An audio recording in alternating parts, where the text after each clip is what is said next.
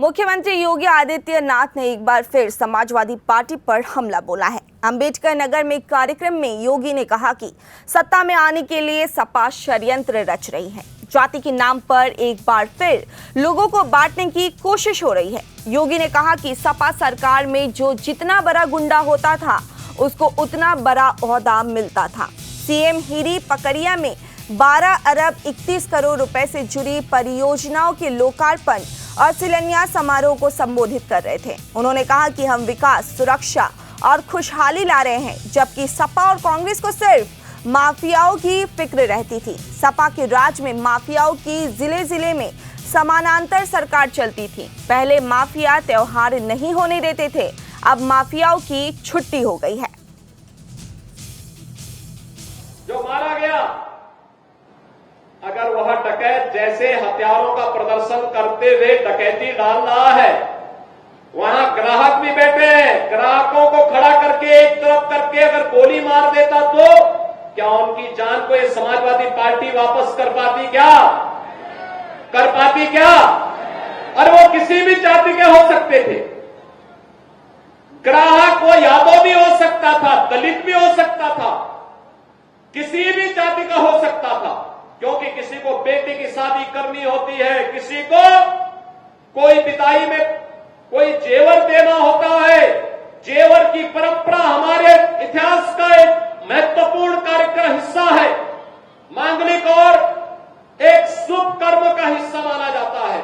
और अगर जेवर खरीदने के लिए किसी शराब और किसी सुनार के घर में व्यवसायिक प्रतिष्ठान में कोई ग्राहक गया है और उस ग्राहक के साथ लूट हो, उस व्यापारी के साथ सरेआम लूट हो, डकैती डाल करके करोड़ों रुपए की डकैती डाल दी जाए, अगर डकैत हत्या करके भाग गया और पुलिस के पास सुराग नहीं मिलती तो यही लोग बोलते देखिए साहब अराजकता है।